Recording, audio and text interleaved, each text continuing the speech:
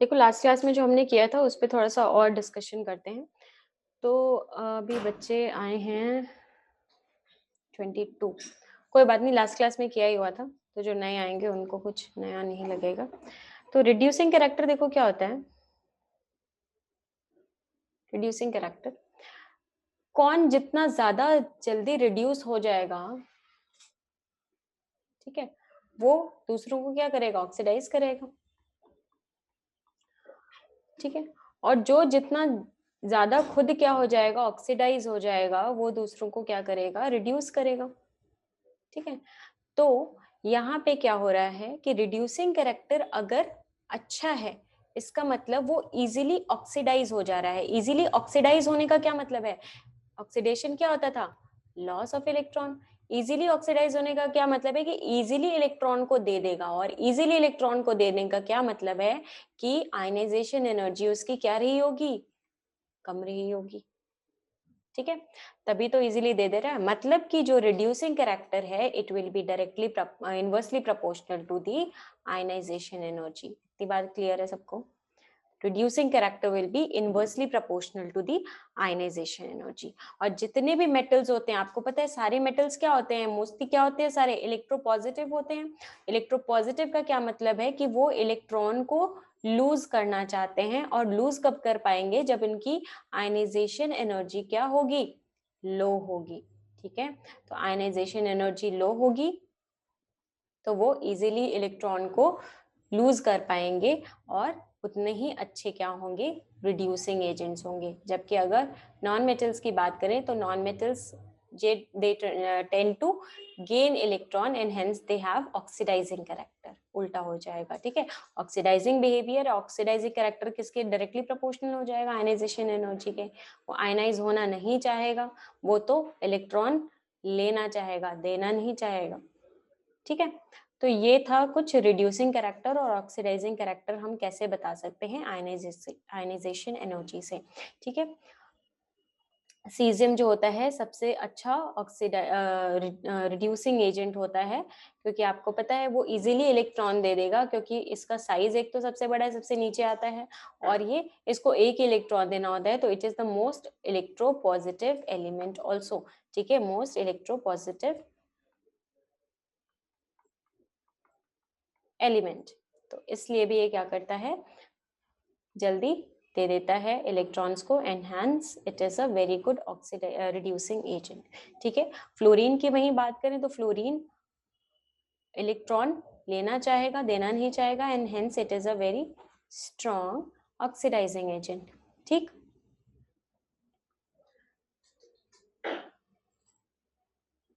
जब लिथियम से हम एजी पर आते हैं, लिथियम टू एजी, ये क्या करेगा, हाइड्रेट होगा, और ये क्या होगा, स्ट्रॉन्ग रिड्यूसिंग एजेंट होगा। ठीक है,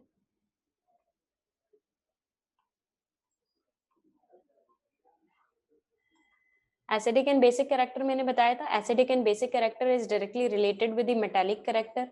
जिसका मेटालिक कैरेक्टर जितना ज्यादा होगा, वो मेटालिक ऑक्साइड बनाएगा, और मेटालिक ऑक्साइड्स आपको पता ही है, जैसे कि सोडियम का ऑक्साइड है, तो वो पानी में मिलाओगे तो क्या बना लेगा, NaOH बना लेगा।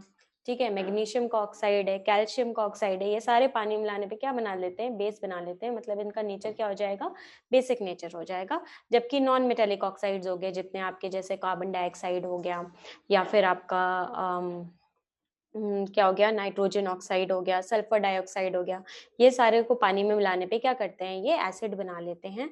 ठीक है, इसीलिए इनका नेचर कैसा होता है, एसिडिक होता है। तो along the period acidic character increases, क्योंकि डाउन द ग्रुप आते हैं, सॉरी अलोंग द पीरियड की बात हो रही है, तो अलोंग द पीरियड क्या हो रहा है, एसिडिक कैरेक्टर इंक्रीज हो रहा है, क्योंकि आपको पता है कि मेटेलिक कैरेक्टर डिक्रीज होता है यहाँ से यहाँ जाते हैं तो, और नॉन मेटेलिक कैरेक्टर इंक्रीज होता है, और नॉन मेटेलिक कैरेक्टर इंक्रीज होने की वजह से एसिडिक कैरेक्टर भी क्या होगा, इंक्रीज होगा। ऑक्सीजन ऑक्साइड क्यों नहीं बना सकता, O3 क्या होता है,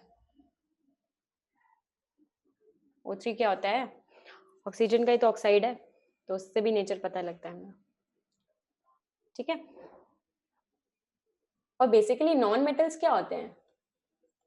नॉन मेटल्स क्या होते हैं?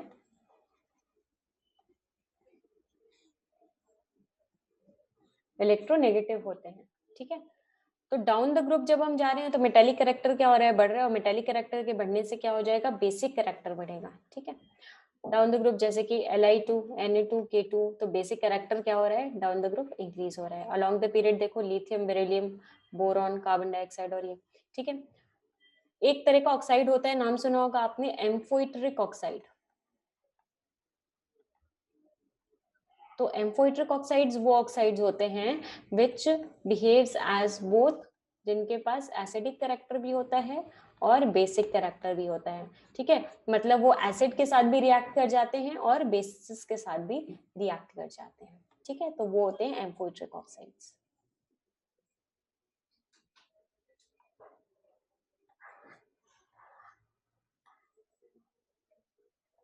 यहाँ पे हमने देखा था कल कि हम कैसे आयनाइजेशन एनर्जी से क्या बता सकते हैं कि उसके वैलेंस इलेक्ट्रॉन उसमें कितने हैं। वो कैसे देखते हैं हम, जहां पे भी सडन जंप आए, बहुत ज्यादा जंप आए किसमें, आयनाइजेशन एनर्जी की वैल्यू में, इसका क्या मतलब हो जाता है, वहां पे क्या हो रहा होगा, आपका शेल क्या हो रहा होगा, चेंज हो रहा होगा। शेल चेंज होने से शेल या फिर सब शेल बोलेंगे, शेल नहीं सब शेल बोलेंगे, सब शेल चेंज हो रहा होगा। और सब शेल के चेंज होने की वजह से क्या होगा, एनर्जी बढ़ेगी। और एनर्जी बढ़ेगी मतलब वो सेम सब शेल में नहीं है, तो वो उसका वैलेंस इलेक्ट्रॉन क्या हो जाएगा, जिसमें कम वाली वैल्यू है, ठीक है। Determination of stable oxidation state एक और चीज हमने देखी थी, ये भी एक एक्सपेरिमेंटली डिराइव्ड क्वांटिटी है।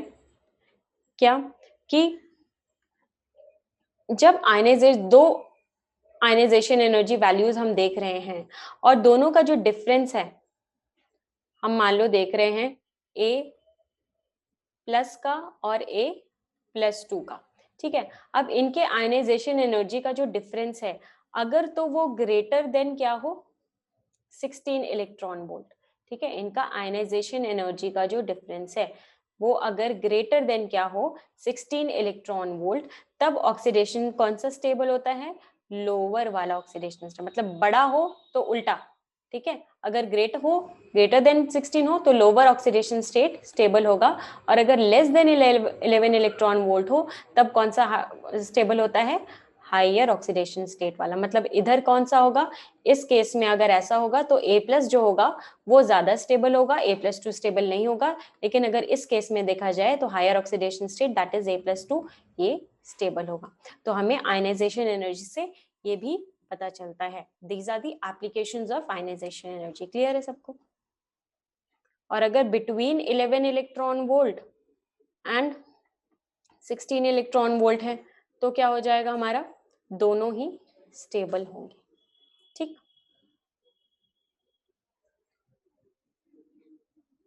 क्लियर है? किसी को डाउट? कल हमने इलेक्ट्रॉन एफिनिटी भी स्टार्ट कर ही दिया था। इलेक्ट्रॉन एफिनिटी देखते हैं।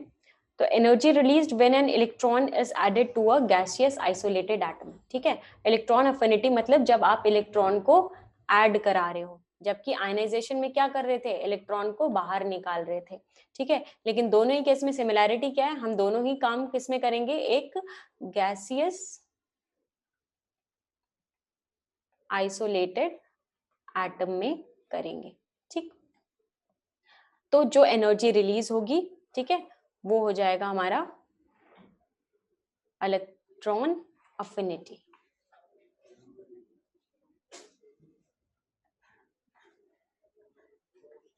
ठीक है। अब इंथैल्पी देखो क्या हो सकती है, इंथैल्पी पॉजिटिव हो सकती है और नेगेटिव हो सकती है, ठीक है। तो जब पॉजिटिव होगी,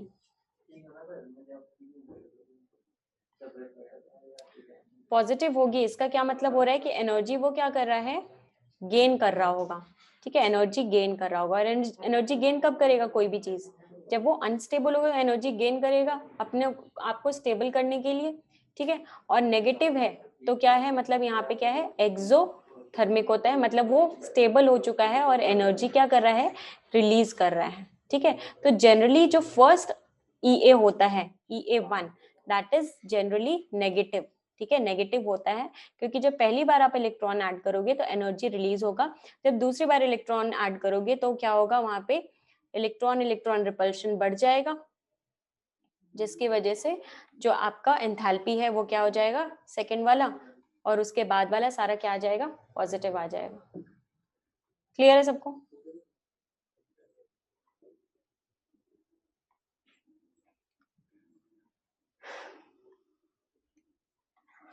successive electron gain enthalpy is similar to, जैसे हमने उसमें देखा था क्या, आयनाइजेशन एंथैल्पी में, जब पहले में एक इलेक्ट्रॉन हमने क्या किया, ऐड किया, तो ये E1 हो जाएगा, या फिर हम लिख सकते हैं डेल्टा EgH1। ठीक है, जो कि क्या होगा, नेगेटिव होगा, अभी बात की थी।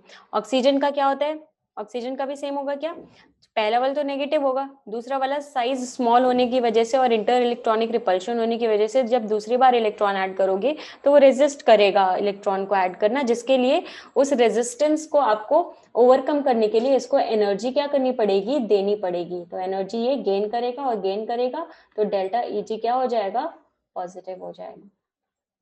ठीक है, तो फर्स्ट Eg क्या होता है, जनरली नेगेटिव होता है, और जितने भी सक्सेसिव उसके नीचे आते जाते हैं वो क्या हो जाते हैं, पॉजिटिव हो जाते हैं, क्योंकि इलेक्ट्रॉन इलेक्ट्रॉन रिपल्शन बढ़ने लगता है नीचे जाने से।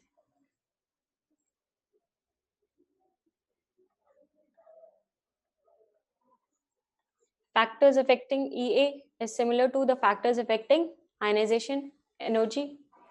क्या हो जाएगा आपका, Z इफेक्टिव करेगा, यहाँ पे Z इफेक्टिव बढ़ेगा, Z इफेक्टिव आपका बढ़ रहा है, न्यूक्लियस में पॉजिटिव चार्ज की मात्रा बढ़ रही है, तो क्या करेगा, वो इलेक्ट्रॉन को जल्दी से अपनी तरफ खींचेगा, तो मतलब यहाँ पे क्या होगा, एक डायरेक्टली प्रोपोर्शनल का रिलेशन होगा।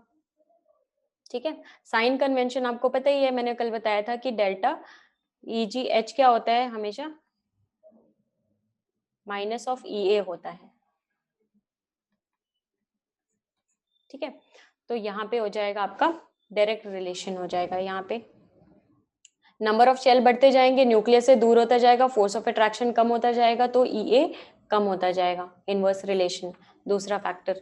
तीसरा, स्क्रीनिंग अगर अच्छी है, स्क्रीनिंग अगर अच्छी है, गुड शील्डिंग है, गुड शील्डिंग की वजह से Z इफेक्टिव क्या होगा, डिक्रीजेस, और Z इफेक्टिव जहां डिक्रीज होगा तो साइज क्या हो जाएगा, इंक्रीज हो जाएगा, और जब साइज इंक्रीज हो जाएगा तो आपका EA क्या हो जाएगा, कम हो जाएगा। ठीक है, तो स्क्रीनिंग कांस्टेंट का ये इफेक्ट हो जाएगा। पेनिट्रेटिंग पार, अगर S ऑर्बिटल में, S सबशेल में इलेक्ट्रॉन है, अगर आपको S सबशेल में इलेक्ट्रॉन देना है, मतलब वो न्यूक्लियस के ज्यादा पास रहेगा S। ठीक है, तो वो इजीली इलेक्ट्रॉन ले लेगा फटाक से। ठीक है, तो EA उसका उतना ही ज्यादा होगा। ठीक है, और पेनिट्रेटिंग पार जितना, मतलब इसका इलेक्ट्रॉन, इसमें इलेक्ट्रॉन ऐड करना है एज कम्पेयर टू इसमें इलेक्ट्रॉन ऐड करना है, एज कम्पेयर टू इसमें करना है, एज कम्पेयर टू इसमें करना है। स्टेबिलिटी अगर बढ़ रही है तो क्या वो इलेक्ट्रॉन ऐड कराना चाहेगा अपने ऑर्बिटल में, नहीं। ठीक है, तो इसीलिए EA will be inversely proportional to stability. ठीक,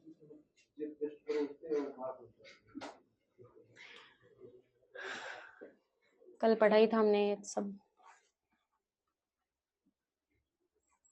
हाँ, इसमें भी क्या हो जाएगा, fully filled, inert, inert configuration, फिर फुल्ली फिल्ड जो कि not, which is not inert, and than half filled. Stability का ऑर्डर क्या हो जाएगा, ये फुल्ली फिल्ड इनर्ट वाला ज्यादा स्टेबल होगा, जिसका इनर्ट इलेक्ट्रॉनिक कॉन्फ़िगरेशन होगा, जैसे कि NH2 NP6 हो गया।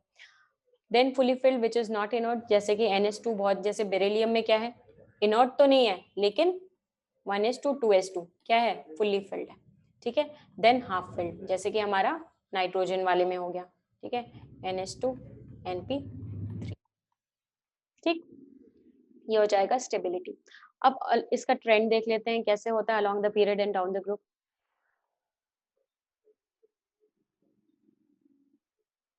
Along the period Z effective was increasing. ठीक, तो Z इफेक्टिव के इंक्रीज होने की वजह से EA भी क्या हो जाएगा, बढ़ जाएगा, पहली बात।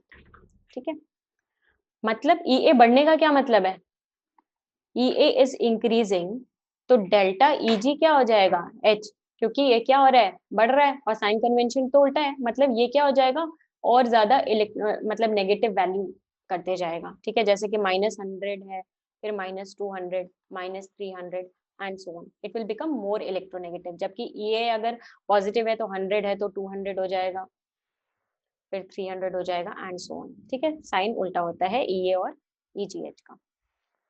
Number of down the group क्या हो रहा है, नंबर ऑफ शेल्स बढ़ रहे हैं, नंबर ऑफ शेल बढ़ेगा तो फिर Ea डिक्रीज होगा, ठीक है, मतलब लेस नेगेटिव हो जाएगा। इसका हमने देखा था हाइड्रोजन और हीलियम में स्टेबल इलेक्ट्रॉनिक कॉन्फ़िगरेशन किसका है, हीलियम का, तो वो इलेक्ट्रॉन गेन करना नहीं चाहेगा, ठीक है। इसका क्या होगा, Ea कम होगा, जबकि इसका Ea क्या होगा, मोर नेगेटिव हो जाएगा।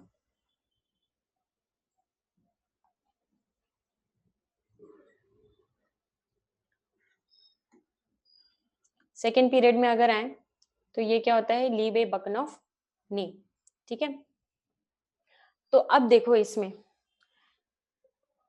ये क्या है, इनर्ट, ठीक है। तो ये तो बिल्कुल ही इलेक्ट्रॉन नहीं लेना चाहेगा, तो सबसे कम होगा इसका inert and fully filled and inert. उसके बाद हम देखेंगे कि fully filled which is not inert.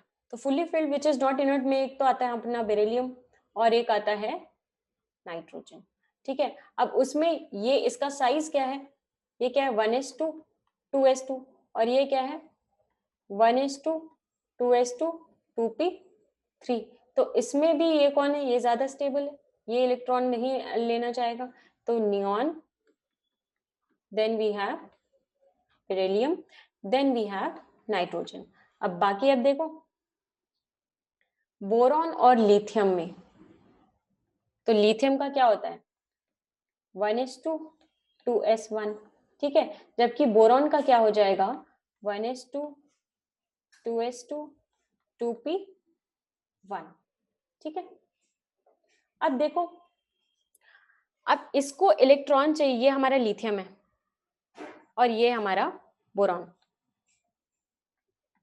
अब ये क्या है, इलेक्ट्रॉन ज्यादा आसानी से कौन ले लेगा, s वाला ऑर्बिटल लेगा या p वाला ऑर्बिटल लेगा, ज्यादा इजीली इलेक्ट्रॉन कौन एक्सेप्ट करेगा, जो न्यूक्लियस के ज्यादा पास है, ठीक है। तो ये इजीली कर लेगा, तो इसका Ea क्या हो जाएगा, अपने आप क्या हो जाएगा, कम हो जाएगा, और इसका Ea बढ़ जाएगा। तो रीजन भी पेनिट्रेशन इफेक्ट, बाकी सबका तो उसका साइज ही होगा, ठीक है।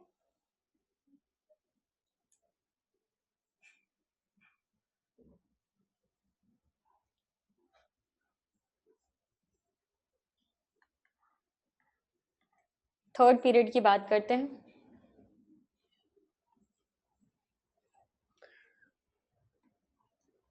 तो थर्ड पीरियड में देखो क्या है हमारा, सोडियम, मैग्नीशियम, नाइट्रोजन बेरिलियम से पहले क्यों नहीं आया, इसमें किसको देना है, S को देना है, और इसमें किसको देना है, P को देना है, ठीक है। इजीली किस में आएगा इलेक्ट्रॉन, इसके बाद तो इसके पास ऑर्बिटल है ही 1s2 2s2, ठीक है। अब इसको करने के लिए किस में जाना पड़ेगा, 2p में जाना पड़ेगा ना, और इसको तो p में इसी में इलेक्ट्रॉन ऐड करना है, तो इसलिए, ठीक है। अब इसमें देखा जाए तो आर्गन का सबसे कम होगा, फिर मैग्नीशियम का क्योंकि half filled, and then you have aluminium, ठीक है, फिर sodium potassium silicon sulphur and chlorine.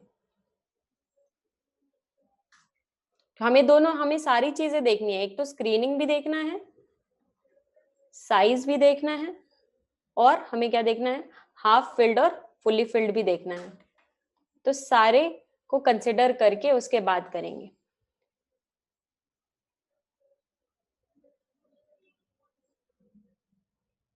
तो हीलियम का देखो क्या होता है, हीलियम का Eg क्या होता है, ये तो बिल्कुल ही नहीं लेना चाहता 1s2, ठीक है। तो इसलिए इसका क्या हो जाएगा, डेल्टा EgH क्या होगा, पॉजिटिव होता है इसका, ठीक है।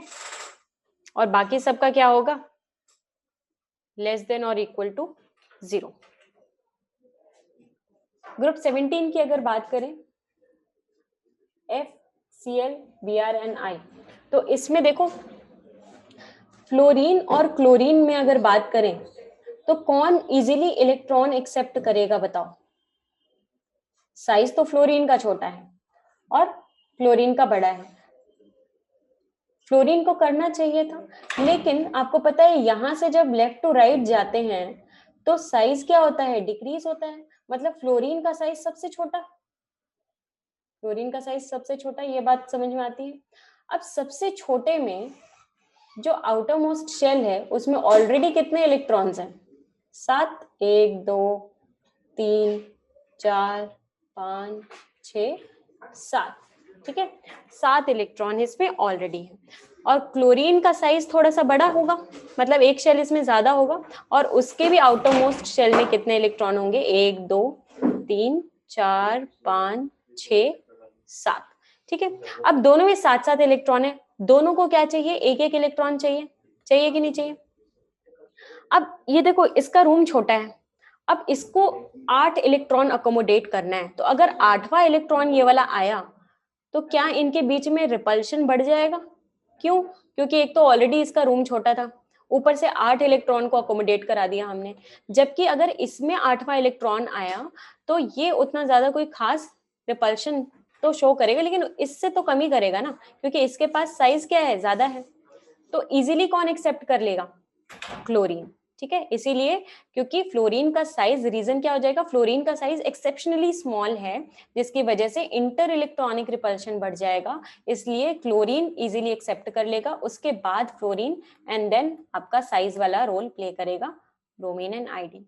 तो ये वाला क्वेश्चन भी पूछा जाता है कि EA of chlorine is higher than that of fluorine, why.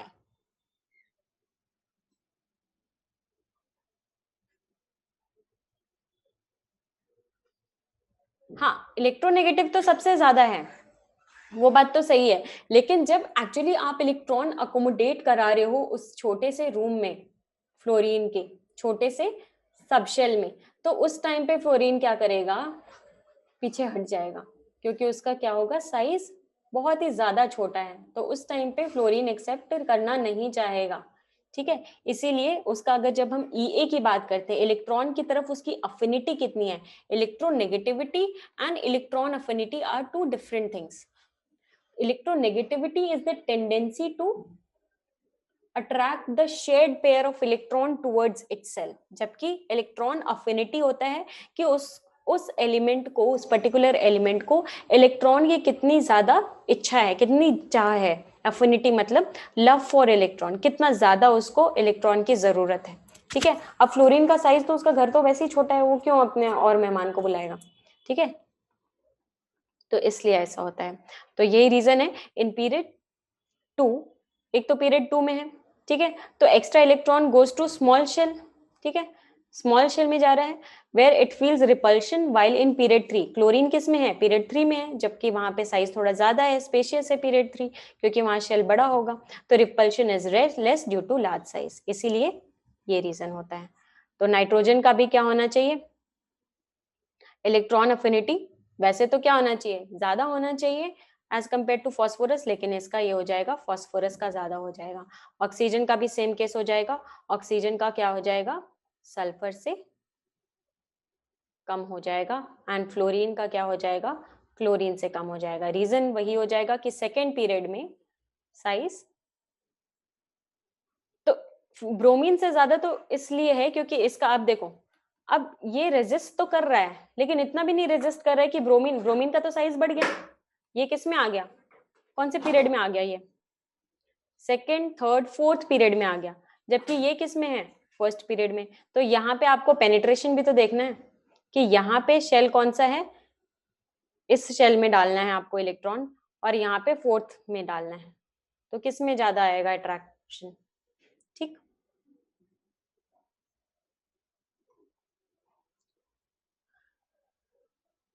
Group 16 का देखो, सल्फर से तो कम होता ही है, लेकिन ऑक्सीजन का सबसे कम होता है, सबसे पीछे चला जाता है ऑक्सीजन, ठीक है, तो सबसे ज्यादा किसका होता है? Sulphur, then selenium, then tellurium, then oxygen. Oxygen का लास्ट में आ जाता है।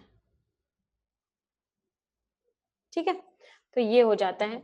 क्यों? क्योंकि अभी हमने देखा था कि ऑक्सीजन का भी साइज बहुत स्मॉल होने की वजह से ये क्या हो जाता है, पहला तो इलेक्ट्रोनेगेटिव होता है। अब इसको, फ्लोरीन को तो एक ही इलेक्ट्रॉन चाहिए था, तो कैसे कैसे करके उसने अकोमोडेट कर लिया, और इसके इसके लड़ाई किससे थी? क्लोरीन से ही थी।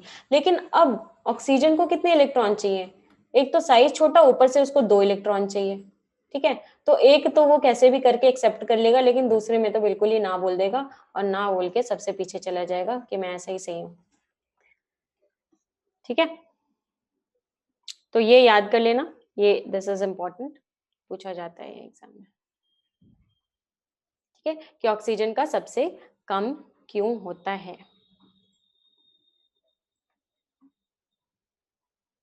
ठीक है, highest value of electron affinity अब ग्रुप 16 में किसकी होगी? सल्फर की।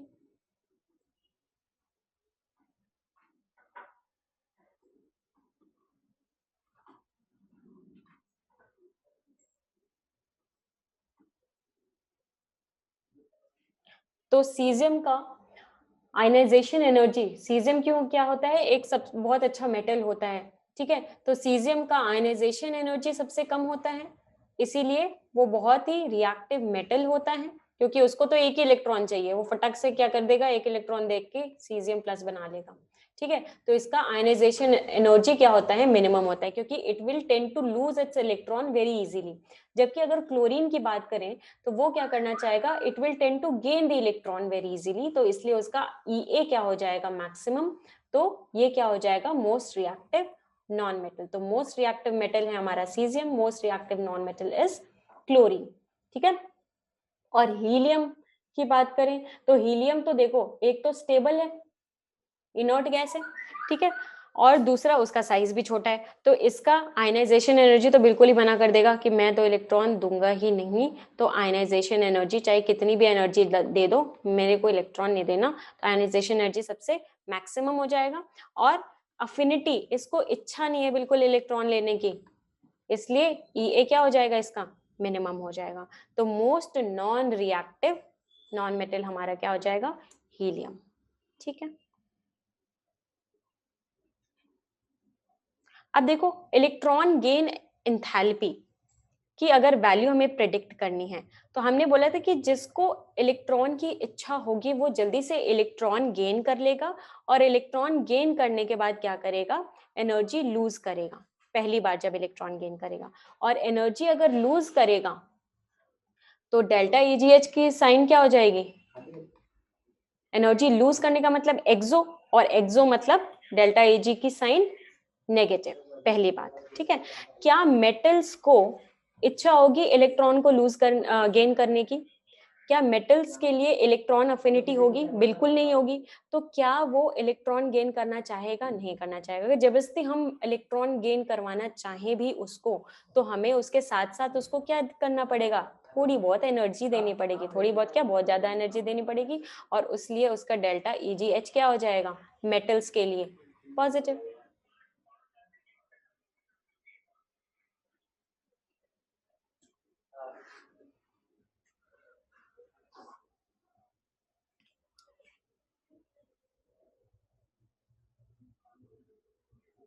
तो ये देखो, लेकिन अगर मैं केटाइंस की बात करूं, तो ऑलरेडी केटायन है, मेटल है, जैसे कि हमारे पास सोडियम प्लस है, ऑलरेडी वो एक केटायन है। मैंने मेटल की बात की है यहाँ पे। अगर केटायन की बात करूं, तो केटायन तो इलेक्ट्रॉन गेन करना चाहेगा कि नहीं चाहेगा, ये तो कर लेगा इलेक्ट्रॉन गेन। ठीक है, तो केटायन का हमेशा वो इलेक्ट्रॉन गेन करना चाहेगा, इसीलिए उसका हमेशा क्या होगा, एजी क्या होगा, नेगेटिव ऑलवेज, केटायंस का। जबकि एनायंस का क्या होगा, वो ऑलरेडी एनायन है, जैसे कि हमारे पास हो गया आपका नाइट्रोजन N-। अब इसमें मैं इलेक्ट्रॉन अगर इसको एक और देना चाहूं, तो इसका साइज छोटा है, अब यहाँ पे इलेक्ट्रॉन डालने पे क्या होगा, इंटर इलेक्ट्रॉनिक रिपल्शन होने लगेगा, तो जिसकी वजह से Eg की वैल्यू क्या हो जाएगी, ऑलवेज पॉजिटिव जब दूसरा वाला इलेक्ट्रॉन। कैटायन या एनायन में अगर हम इलेक्ट्रॉन डाल रहे हैं तो इसका मतलब क्या हो रहा है, वो सेकेंड टाइम ही हो रहा है कोई भी प्रोसेस, ठीक है, तो उसके अकॉर्डिंग हमें देखना होगा। तो ये हो गया आपका, देखो ये ऑक्सीजन में अगर दूसरे बार इलेक्ट्रॉन दे रहे हैं तो ये 1- था, ठीक है, प्लस इलेक्ट्रॉन, तो यहाँ पे Ag पॉजिटिव। इलेक्ट्रॉन अगर हम पहली बार दे रहे हैं ऑक्सीजन को तो ये क्या हो जाएगा, नेगेटिव। नाइट्रोजन में इलेक्ट्रॉन हम क्या दे रहे हैं, पहली बार दे रहे हैं, तो नाइट्रोजन में AgH क्यों पॉजिटिव होगा, कोई मुझे बताएगा? अगर मैं नाइट्रोजन आयन में कर रही थी तब तो क्यों पॉजिटिव हो रहा था मुझे समझ में आ रहा था, लेकिन अगर मैं नाइट्रोजन में भी इलेक्ट्रॉन दे रही हूं तो वो लेना नहीं चाह रहा, मतलब मुझे उसको इलेक्ट्रॉन देने के लिए एनर्जी देनी पड़ रही है, ऐसा क्यों हो रहा है? मतलब यहाँ पे भी Ag पॉजिटिव आ रहा है, ऐसा क्यों हो रहा है, कोई बता सकता है? साइज छोटा है तो क्या हो गया, ऑक्सीजन का भी तो पहली बार साइज, ऑक्सीजन का तो और छोटा था साइज, तो इसमें भी तो नेगेटिव होना चाहिए, क्यों होता है ऐसा, दिमाग लगाओ।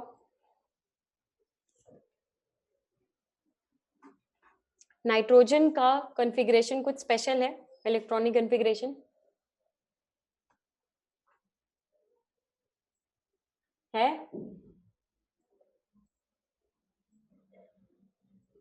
हाफ फिल्ड है। अब हाफ फिल्ड है वो, मतलब वो स्टेबल ऑलरेडी है, अब तुम उसको इलेक्ट्रॉन डाल के अनस्टेबल करना चाह रहे हो, तो क्या वो अनस्टेबिलिटी की तरफ बढ़ेगा, स्टेबिलिटी की तरफ बढ़ेगा? अनस्टेबिलिटी की तरफ बढ़ेगा, इसलिए आपको एनर्जी क्या करनी पड़ेगी, उसको देनी पड़ेगी, ठीक। तो ये हो गया आपका केस, नाइट्रोजन वाला भी केस याद रखना,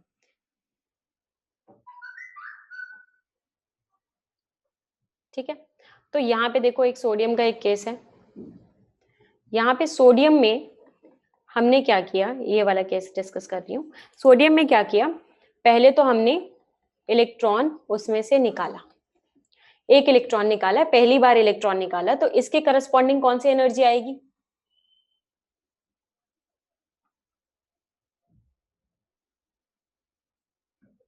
बता दो जल्दी से।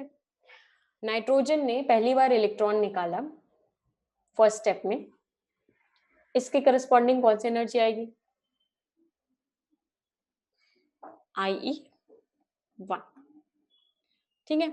अब हमने क्या किया, इसी में क्या किया, Na+ में इसको एक इलेक्ट्रॉन वापस दे दिया, तो ये बन गया Na। अब इस करस्पॉन्डिंग कौन सी एनर्जी आएगी,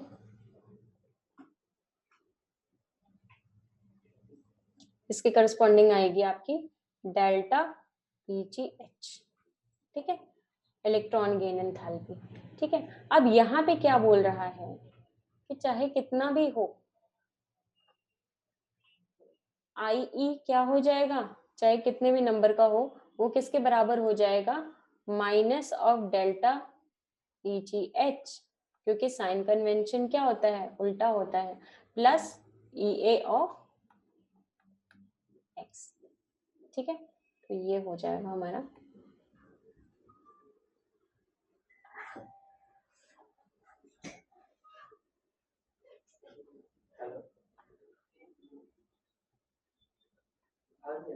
ठीक है।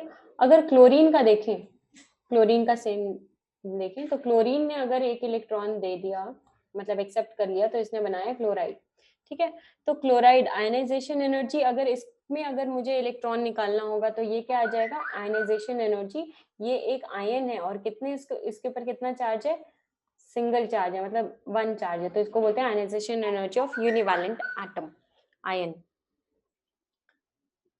अब आइसोइलेक्ट्रॉनिक स्पीशीज की अगर हम बात करें तो आयनाइजेशन एनर्जी कैसे होगा, जिसमें जितना ज्यादा Z होगा, ठीक है, उसमें उतना ही जिसमें जिसका जितना ज्यादा Z की वैल्यू होगी, उसमें उतना ही ज्यादा Z इफेक्टिव होगा, उसमें उतना ही ज्यादा प्रोटॉन होगा, और न्यूक्लियस में उतना ही ज्यादा Z इफेक्टिव की वैल्यू होगी, और जितने ज्यादा Z इफेक्टिव की वैल्यू होगी, आयनाइजेशन एनर्जी मतलब इलेक्ट्रॉन निकालने में आपको उतनी मशक्कत करनी पड़ेगी, एनर्जी उतनी ज्यादा देनी पड़ेगी, तो आयनाइजेशन एनर्जी विल इंक्रीज। ये किसकी बात हो रही है, आइसो इलेक्ट्रॉनिक स्पीशी। ये जो आपका ये वाला टेस्ट होने वाला है ना, उसमें ये सब आएगा। अगर कोई न्यूट्रल है या कैटायन है, तो उसके लिए अगर आपको आयनाइजेशन एनर्जी निकालना है तो आपको ऑब्वियसली वो क्या करना पड़ेगा, एनर्जी देना पड़ेगा। तो it will be always positive. अपने आप तो इलेक्ट्रॉन निकल के आ नहीं जाएगा, तो ऑलवेज पॉजिटिव होगा किसी भी न्यूट्रल या कैटायन के लिए। ठीक है, जबकि अगर हम उसके लिए देख रहे थे, कैटायन के लिए इलेक्ट्रॉन अफिनिटी देख रहे थे, तो वो क्या आ रहा था, ये देखो Na+, ये क्या आ रहा था, नेगेटिव आ रहा था, मतलब ये एक्सोथर्मिक हो रहा था। IE ऑफ एनायन, एनायन में से अगर आपको इलेक्ट्रॉन निकालना है, ठीक है, तो एनायन है तो ये क्या हो जाएगा, पॉजिटिव हो जाएगा। एनायन में से अगर इलेक्ट्रॉन निकालना है तो वहां पे क्या हो जाएगा, उसका डेल्टा IE क्या हो जाएगा, पॉजिटिव।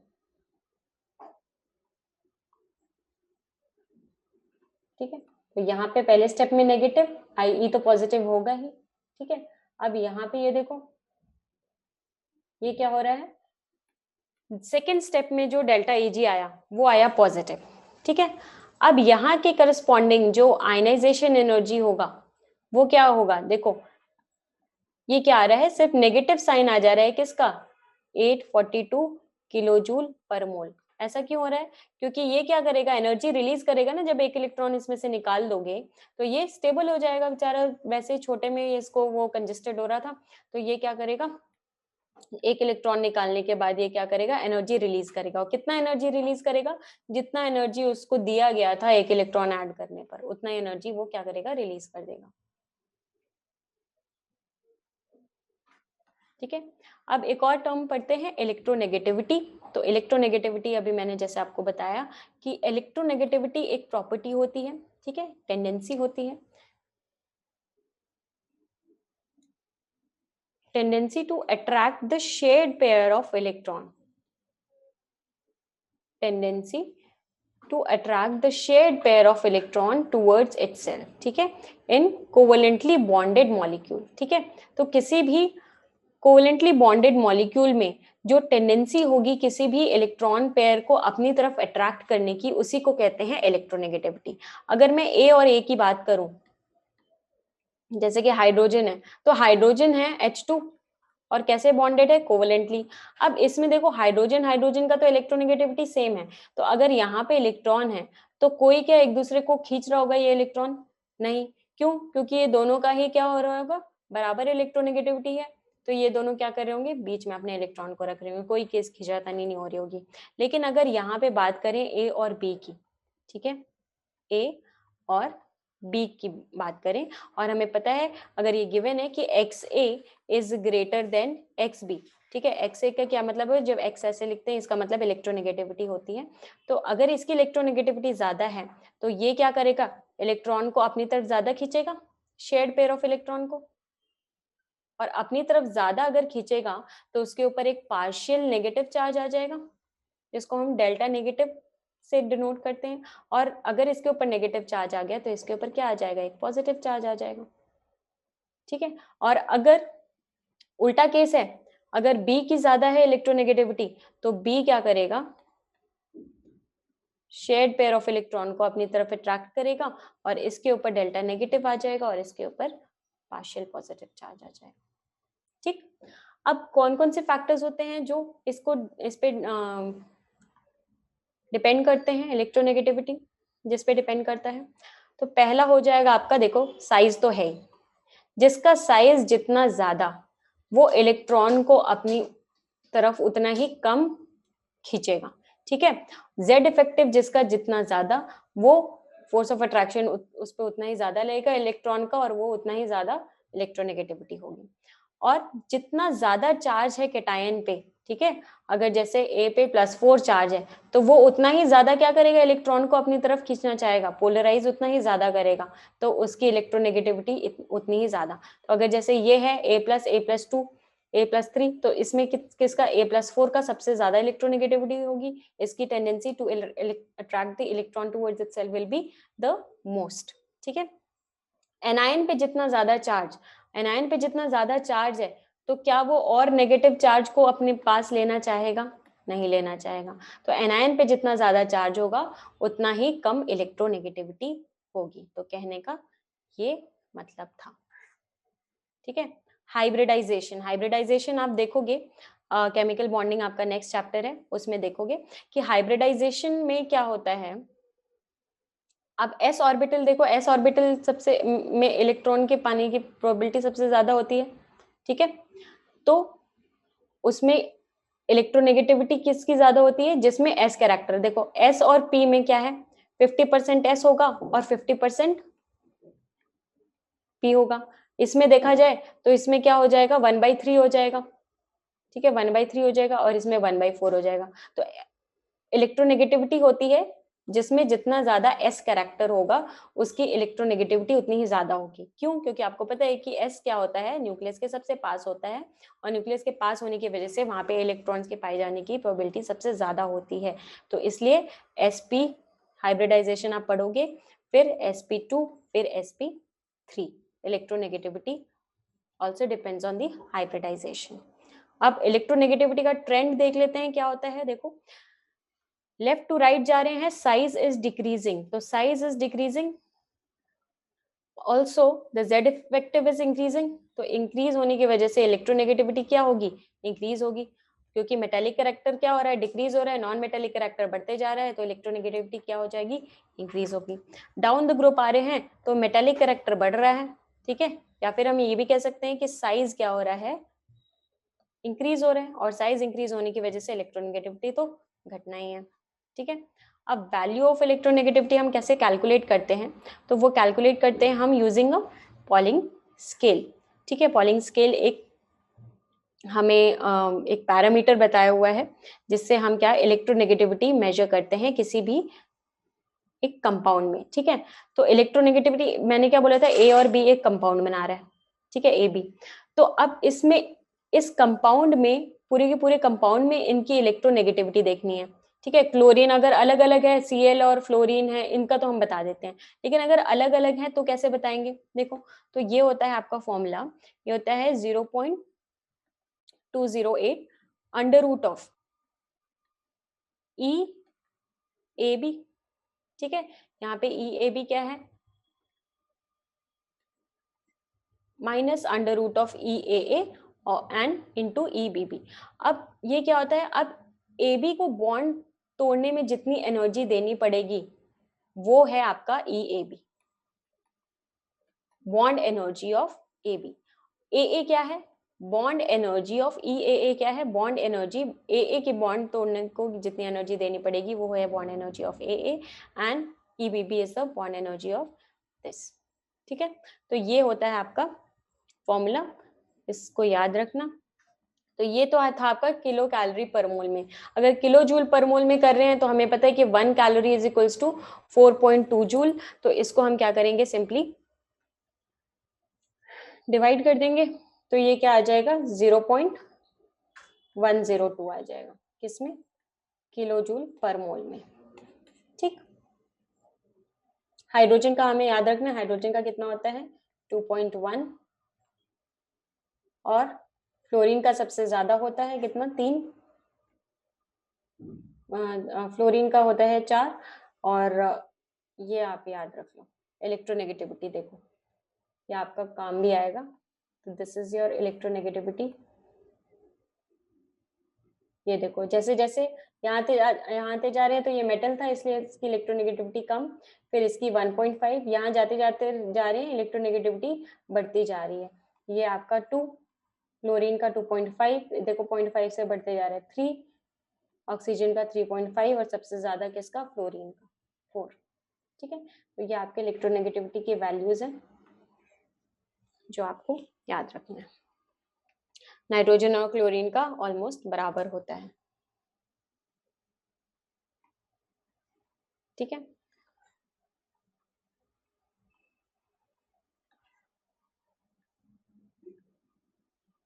मिल्किन स्केल से भी हम देखो आयनाइजेशन एनर्जी और इलेक्ट्रॉन एफिनिटी को क्या करते हैं, जोड़ते हैं। तो ये क्या हो जाएगा, इलेक्ट्रोनेगेटिविटी ऑफ ए क्या हो जाएगी, ये हो जाएगा आयनाइजेशन एनर्जी प्लस उसका इलेक्ट्रॉन अफिनिटी अपॉन 2। ठीक है, किसी भी एक एलिमेंट का इलेक्ट्रोनेगेटिविटी हम इससे मोलिकन स्केल से भी कर सकते हैं, लेकिन ये याद रखना है कि ये किस में आएगा, इलेक्ट्रॉन वोल्ट पर एटम में आएगा। ये आएगा इलेक्ट्रॉन वोल्ट पर एटम। ठीक है, where IE is ionization energy and EA is electron affinity. तो किसी भी एलिमेंट का अगर हमें निकालना है तो we will go for Mulliken scale, और अगर AB का निकालना है तो हम कौन सा जाएंगे, ऊपर वाला जो हमने पॉलिंग स्केल देखा था वो। ठीक है, तो Pauling scale and Mulliken scale. Electronegativity of Millikan scale is 2.8 times higher than that of the Pauling scale. ठीक है, तो ये होता है अगर Millikan scale से आप इलेक्ट्रोनेगेटिविटी निकाल रहे हो तो वो क्या हो जाएगी, 2.8 टाइम्स ऑफ द इलेक्ट्रोनेगेटिविटी जो आप निकालोगे पॉलिंग स्केल से। ये अलग अलग तरह के स्केल है, आपको मेजरमेंट गिवन है कि कैसे निकालेंगे आप। ठीक है, ये फॉर्मूला है आपका, ये वैसे उतना ज़्यादा काम नहीं आता है, नोट्स में लिख लेना। एप्लीकेशन ऑफ इलेक्ट्रोनेगेटिविटी पर आते हैं। एप्लीकेशन क्या हो जाएगा, इलेक्ट्रोनेगेटिविटी से हमें पहली बात तो पता चलती कि कौन मेटल है और कौन नॉन मेटल है, किसकी मेटेलिक नेचर कितनी ज़्यादा है। जिसकी जितनी ज़्यादा इलेक्ट्रोनेगेटिविटी वो उतना ही अच्छा नॉन मेटल, जिसकी जितनी कम वो उतना ही ज़्यादा मेटालिक। ठीक है, बॉन्ड लेंथ, बॉन्ड लेंथ अगर इलेक्ट्रोनेगेटिविटी ज़्यादा है मतलब वो क्या करेगा, जैसे फ्लोरीन की इलेक्ट्रोनेगेटिविटी ज्यादा है तो वो फ्लोरीन दूसरे फ्लोरीन को क्या करेगा, अपनी तरफ अट्रैक्ट करके रखेगा, और अट्रैक्ट करके रखेगा तो बॉन्ड लेंथ क्या हो जाएगा, डिक्रीज हो जाएगा, अट्रैक्ट करके रखेगा। तो bond length is inversely proportional to electronegativity. ठीक है, तो यहाँ पे अगर देखा जाए, यहाँ पे अगर देखा जाए तो फ्लोरीन CnF और ये क्या है CCl और CBr, तो F का इलेक्ट्रोनेगेटिविटी सबसे ज्यादा, तो इसलिए बॉन्ड लेंथ क्या होते जाएगा, यहाँ पे जाते जाते बढ़ जाएगा। ठीक है,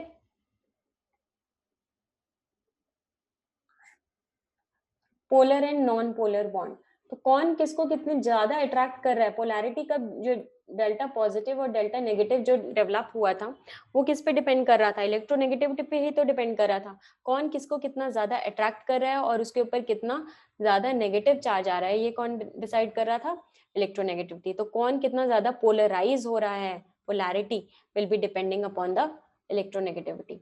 बॉन्ड स्ट्रेंथ, अब देखो बॉन्ड अगर बहुत दूर दूर है तो वो ज्यादा स्ट्रांग होगा या जो पास पास है वो ज्यादा स्ट्रांग होगा, जो क्लोज होगा बॉन्ड वो ज्यादा स्ट्रांग होगा, दूर दूर है तो फिर बॉन्ड क्या होगा। अब इसमें देखो बॉन्ड स्ट्रेंथ, अगर बॉन्ड लेंथ ज्यादा है तो बॉन्ड स्ट्रेंथ कम है और इलेक्ट्रोनेगेटिविटी भी कम है, मतलब बॉन्ड स्ट्रेंथ और इलेक्ट्रोनेगेटिविटी में डिफरेंस में क्या होता है, डायरेक्ट रिलेशन होता है।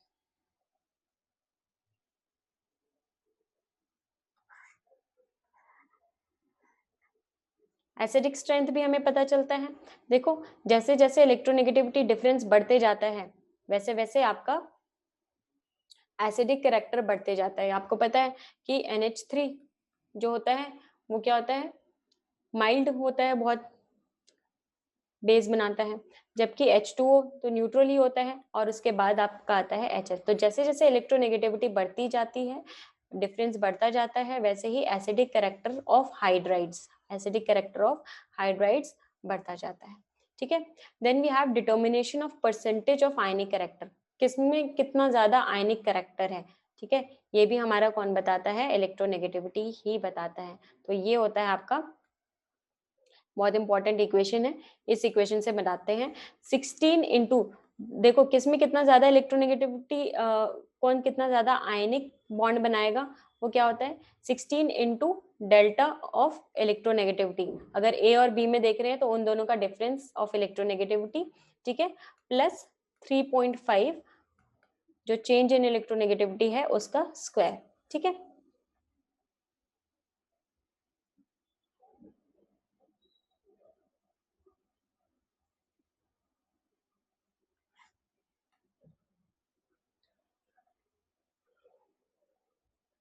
तो ये आपका इलेक्ट्रोनेगेटिविटी का ही कुछ एम्फोइट्रिक ऑक्साइड्स होते हैं, ये आपका कुछ निमोनिक है, ये याद रख लेना, ठीक है। किसमें कितना ज्यादा इलेक्ट्रोनेगेटिविटी डिफरेंस है, अगर इनमें इलेक्ट्रोनेगेटिविटी डिफरेंस ज्यादा है तो वो क्या हो जाएगा, देखो इलेक्ट्रिक, अगर EN डिफरेंस AO, अब AOH एक कंपाउंड है, अब हमें बताना है कि ये एसिडिक होगा या बेसिक होगा। तो अगर AO का जो डिफरेंस है वो ज्यादा है किससे, OH से, ठीक है, तो ये क्या करेगा, इसको अपनी तरफ खींच के रखेगा, ठीक है, और खींच के रखेगा तो ये क्या दे देगा, OH दे देगा, OH दे देगा तो ये कैसा नेचर हो जाएगा इसका, बेसिक नेचर हो जाएगा। और वैसे ही अगर ये ज्यादा है तो ये क्या करेगा, इजीली H+ दे देगा, और H+ देगा तो ये क्या हो जाएगा, एसिडिक हो जाएगा, ठीक है। So the chapter is over. कल हम क्या करेंगे, कल सैटरडे है ना, कल हम बुकलेट डिस्कस करेंगे, आज मैं बुकलेट दे दूंगी आप लोगों को, तो वी विल डिस्कस बुकलेट। और कल जैसे आपका संडे को जो टेस्ट होगा उसमें पूरा चैप्टर आएगा ये, ठीक है। किसी को कोई डाउट हो या कुछ हो तो पूछ लेना, ठीक है।